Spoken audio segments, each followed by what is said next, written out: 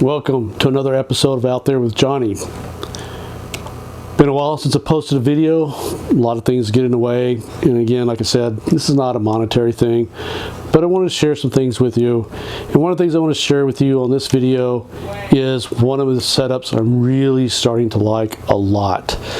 And by that, we're starting with the mount. The mount itself, this is the iOptrons AZ Mount Pro. And I really have learned to like this mount a lot. It's very intelligent, it's smart, it self-calibrates, and I find that when it self-calibrates and puts it on that first calibration, the brightest object in the sky, with this 250 millimeter, focal length 50 millimeter EVOGUIDE ED, the object is well within the FOV of this, usually quite close to the center, just a little bit of tweaking to do. But the self-align that this does has always been spot on with this or with the low power eyepiece like a 25 millimeter or so forth and so on, depending on the scope as well. But it's never disappointed me no matter where I go and set it up. And it does have GPS, and its window is right here. You're very tempted to put Velcro and attach things up here, but if you do that, you're going to interfere with the GPS, so it's not a good idea to do that. So what I want to share with you today is how I specifically use this and some of the things and reasons why I went to those methods. Because usually I like to use ASI Air for almost everything I do. But in this case, I don't always want to use it. There's a couple of reasons why. One of the things that this time of the year in Texas, it gets really, really hot. And I think we've all experienced a lot of extreme temperatures this year. And so you've got to cool the camera. I mean, the camera's already starting out at 80-something degrees or higher. And then it just gets hotter as you try to do photography. And the noise on some of these cameras is really bad when they get really hot. So you cool it, and I cool mine all the time. I always take it down to about 4 degrees Fahrenheit, which is what it says on the software that I'm using, whether it be the ASI Air or SharpCap Pro. Now, if I use ASI Air with this, I set it down here on the tray. I don't attach it to anything here, and then I run a long cable up to the camera for cooling and a long cable up for the actual USB connection for the photos. And then I just watch the cabling depending on how much I'm moving it around that night. Now, the key thing with that is until after it's done with this self-calibration, I don't attach any cables, because it does a full 360 swing, calibrates where it's at, takes all the GPS information, then it takes it to the brightest object in the sky that night. If it's the moon, it will go to the moon. If you do it during the day for practice, it'll go to the sun. Be aware of that. So if the moon's not out, it'll go to brighter stars. Typically, if the moon's not out this time of the year, it'll go to Vega for me, which is, depending on when I start, it's in a good position in the sky, and it'll go to Vega.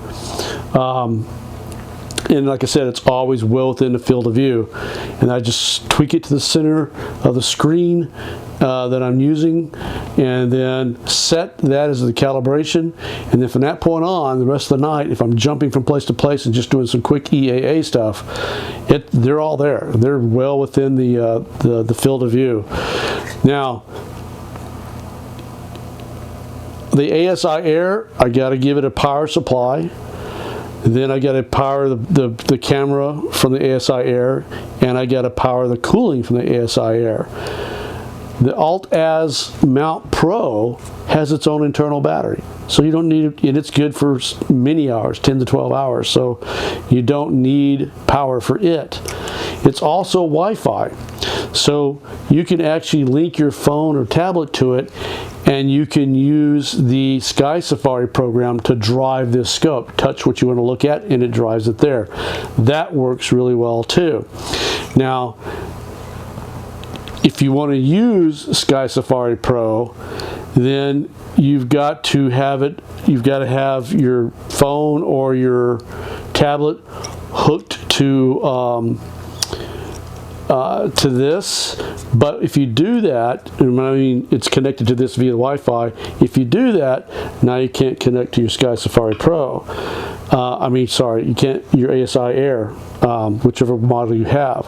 So typically, if you want to drive this with Sky Safari Pro and use the ASI Air to capture, you got to have two different devices. So you have your phone to drive, and then you have a tablet or a PC or whatever to actually capture the images. And so typically what I do is I take the ASI Air out of the picture, then my battery source is now going straight to the camera cooling connection, the power of the cooling, and then the USB cable is going to my PC, and then use Sharp Cap, and then that's controlling the camera. And then I'll still just use my phone to maybe drive this, or I'll use the hand controller, either way, or I'll look at something on the phone that I want to go picture that night, get the NCG number, mezzanine, whatever it may be, and just plug it in here and go from here. And then I have minimum amount of cables going, and I'm not even using the Wi-Fi of this. There's all these different, it depends on what works best for you. All the ways work. They work well. A lot of times I like to use Sharp Cap on the PC because then everything's already loaded on the PC and not transferring stuff later on, so forth and so on. So there's disadvantages and advantages to either way you want to go. But this is I'm beginning to really, really like this setup. It's light. It's super, super light. And I don't need counterweights. I have no polar alignment to worry about. And typically what I typically run is I put the 50 EVOGUIDE, the 50 millimeter EVOGUIDE ED on it. This is my 1600 mm, the ASI 1600 mm from ZWO.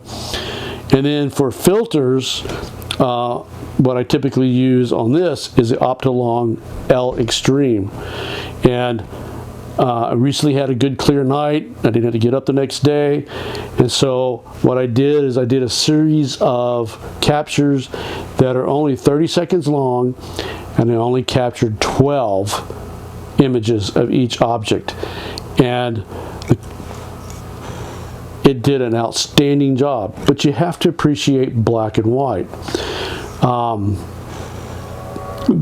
love black and white cameras, mono cameras, because the detail they see they see more detail than a color camera can, and they're faster because they don't have a barometrics and all that other stuff they have to worry about, so forth and so on. So I typically like the monos a lot.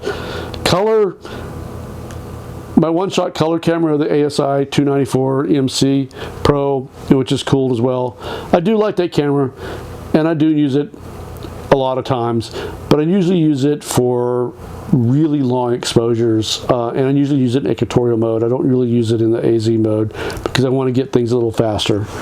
But this works really, really well.